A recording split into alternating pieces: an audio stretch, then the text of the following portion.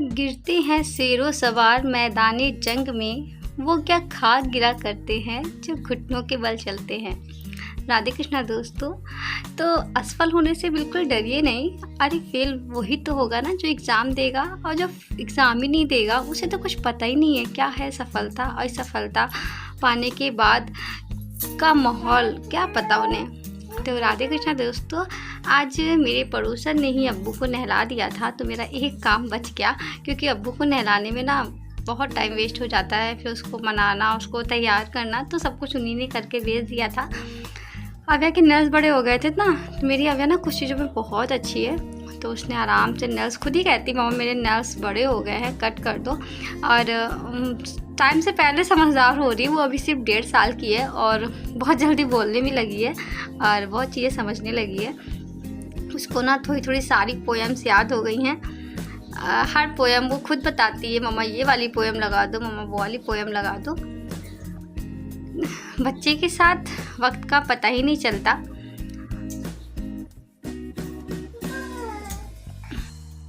तो मैं बैठ गई थी अपनी पढ़ाई करने के लिए।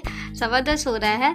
इस समय ना थोड़ी पढ़ाई डिस्टर्ब हो रही है, और अभी मैं सोच रही हूँ मैं सिर्फ रिवीजन करूँ, क्योंकि अभी हम घर जाने वाले हैं, जैसा आप लोग को पता है।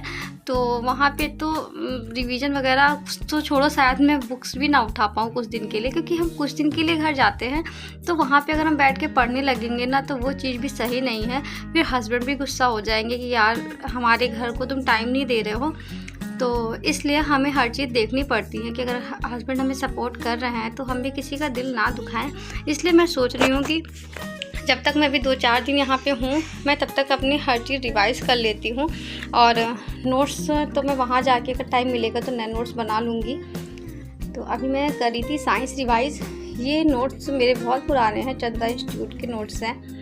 तो वहाँ से लेके मैंने अभी तक जो भी नोट्स बनाए ना, मैं वो सब कुछ रिवाइज़ करना चाहती हूँ। और अभी कुछ नया मेरा पढ़ने का मन भी नहीं हो रहा है, क्योंकि टाइम बदल रहा है ना। कभी हस्बैंड कहते हैं ये पैक कर लो, कभी कहते हैं ये चीज़ धुल दो, वो चीज़ धुल दो। तो बनाते बनाते ही अचानक से मुझे पढ़ते पढ़ते मुझे लगा कि नमक पारे बनाने चाहिए। तो मैंने बनाए नमक पारे। और आप मानोगे नहीं, शादी से पहले मैं वो लड़की थी ना जो अपने लिए मैगी तक नहीं बनाती थी। मुझे बनानी ही नहीं आती थी। और शादी के बाद पता ही नहीं, मेरी सासू माँ भी कहती थी मेरी बहू को कुछ नहीं आता है। मतलब उन्होंने मुझे कहीं काम नहीं सिखाया। मेरी सासू माँ अच्छी हैं, वो यही कहती थी जब आपका अपनी गृहस्थी पे आएगा तो आप अपने आप सब सीख जाओगे। और वाकई ऐसा हुआ। तो जब मैं नमक पारे बना रही हूँ तो मुझे मेरी दोनों मम्मियाँ याद आ रही हैं। मेरी मम्मी होती तो उन्हें बड़ा खुशी होती कि मेरी बेटी इतना कुछ सीख गई हो। सासू माँ को भी बहुत खुशी होती। तो और नमक पारे वाकई बनने के बाद बहुत अच्छे बने थे। चीज़ें ना शादी के बाद हमारी प्रायोरिटीज़ ही चेंज हो जाती हैं। लोग कहते हैं पढ़ाई करने में मन नहीं लगता, तो पढ़ाई करने में मन कैसे लगेगा, क्योंकि पढ़ाई हमारी प्रायोरिटी नहीं है। और जिस दिन पढ़ाई हमारी प्रायोरिटी बन जाएगी ना, उस दिन आपके पास समय भी निकल आएगा और आपका पढ़ाई करने में मन भी लग जाएगा। देखिए, जब से मैंने पढ़ाई करने के बारे में सोचा और मैं पढ़ती हूँ, मैं ऐसे टाइम बचाती हूँ कि एक तरफ मैंने आटे का डो तैयार करके रख दिया है। जब तक वो 5-10 मिनट भीगेगा तब तक मैंने एक तरफ मलाई भी बनाऊंगी और चाय भी चढ़ा दी। मतलब मेरी तीनों गैस बिज़ी रहती हैं और मैं ऐसे ही अपना समय निकालती हूँ, क्योंकि मलाई मुझे लग रहा था मेरी गैस खाली है, मैं क्या करूँ। तो इसलिए मैंने मलाई चढ़ा दी। मतलब वो टाइम मेरा दिमाग ना वैसा ही बन गया है अपना समय बचाने वाला, क्योंकि मलाई ऐसी है ना, मलाई निकालना ज़रूरी भी है और एक काम भी है। और ये एक ऐसा काम है ना जिसमें आपका टाइम वेस्ट होता है अगर आप खड़े होकर मलाई निकालते हो। तो जब भी मैं मलाई निकालती हूँ ना, तो मैं उसके साथ कोई ना कोई दूसरा काम ज़रूर करती हूँ। और वो ऐसा मैं इसलिए कर पाती हूँ क्योंकि मेरी पढ़ाई ही मेरी प्रायोरिटी है।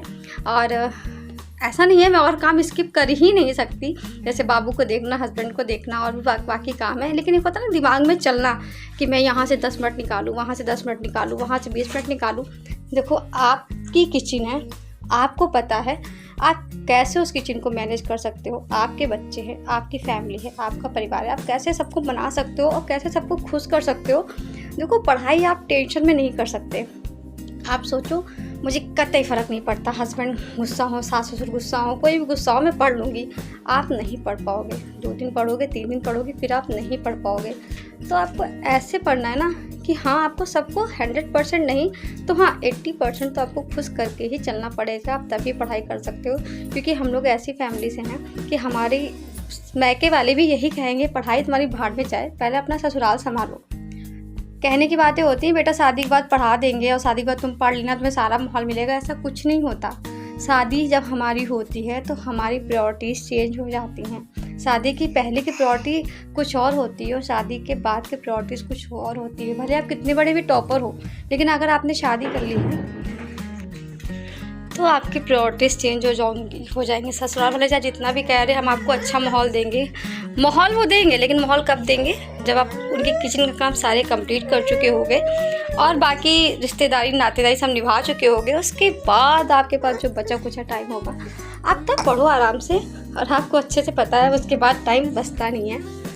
तो अपनी प्रायोरिटीज़ बदलिए, अपनी प्रायोरिटीज़ को अपनी प्रायोरिटीज़ रखिए। इसका मतलब ये नहीं है कि आप 8 घंटे, अगर आप पढ़ाई को अपनी प्रायोरिटी दोगे तो आप 8 घंटे पढ़ लोगे, ऐसा नहीं है। हाँ, लेकिन अगर आपने अपनी पढ़ाई को प्रायोरिटी में रखा है तो आप उसके लिए 2 घंटे, 24 घंटे में हम हाउस वाइफ का ऊपर से जो मदर होती ना उनके लिए 24 घंटे भी कम होते हैं। लेकिन अगर मेरी प्रायोरिटी हमारी पढ़ाई है ना तो हम उसमें ना 2 घंटे कैसे भी खींच के निकालेंगे, भले अपनी नींद हराम करके निकालेंगे, हम उसमें से 2 घंटे, 3 घंटे, 4 घंटे निकाल लेंगे। और ऐसा है मेरे साथ।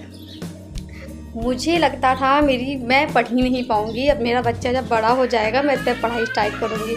ऐसा नहीं है, अभी आपका बच्चा छोटा है, अभी आप पढ़ सकते हो। ये बच्चे जैसे बड़े होते हैं ना, रिस्पॉन्सिबिलिटी वैसे ही बढ़ती जाती हैं। तो बी पॉजिटिव, प्रायोरिटीज़ चेंज कर